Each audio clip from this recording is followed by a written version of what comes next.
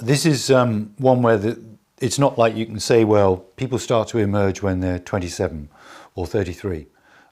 Excuse me.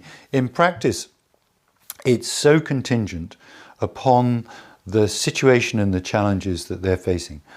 I think what I would say is that we normally don't put people into leadership positions of any substance, usually until they're in their 30s.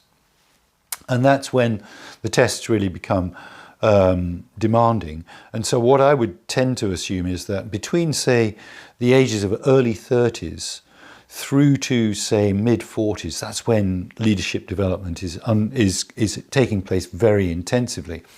But that's a generalization, and around that, what you can find is, first of all, in particular with the emphasis on entrepreneurial organizations and people starting businesses or being thrown into the sort of deep end much earlier in their lives, it's not uncommon for people to be really picking up sort of their first leadership challenge, formally or informally, in their mid-20s.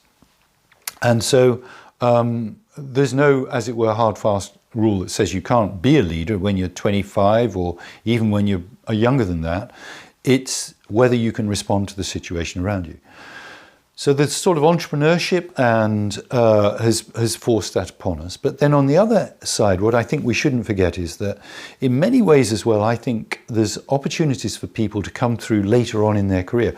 I've certainly worked with people who, only in their 40s, maybe even their 50s, really have grasped the nettle in terms of saying, well, I want to be a leader, or I can lead others. They're what you might call as late developers, or they're people who've never had the chance and the opportunity or thought themselves capable. And again, I think one interesting thing about this, for example, is where more and more women have come back to work after they've had families, and they've got what we call second careers or second parts of their career. And they're coming back having had some time out, so they're a bit older and so on, and wiser. And it's then that they take up the leadership challenge. But so it may be only in their late 30s, 40s when they get the first opportunity, but then they make the most of it.